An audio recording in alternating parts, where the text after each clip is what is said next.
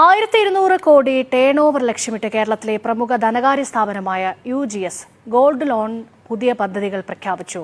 കേരളത്തിലും തമിഴ്നാട്ടിലും പുതിയ ശാഖകൾ തുടങ്ങും. ഇതിന്റെ ഭാഗമായി പറവൂരിൽ ഒക്ടോബർ 8-ന് പുതിയ ശാഖ ഉദ്ഘാടനം തുറക്കും.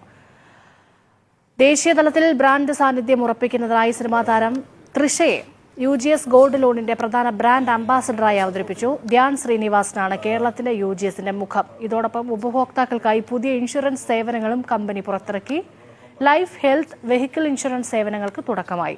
ഉപഭോക്താക്കളുടെ വിശ്വാസ്യതയും നൂതനമായ സേവനങ്ങളുമാണ് സ്ഥാപനത്തിന്റെ വളർച്ചയുടെ അടിത്തറയെന്ന് മാനേജിംഗ് ഡയറക്ടർ അജിത് പാലാട്ട് വ്യക്തമാക്കി.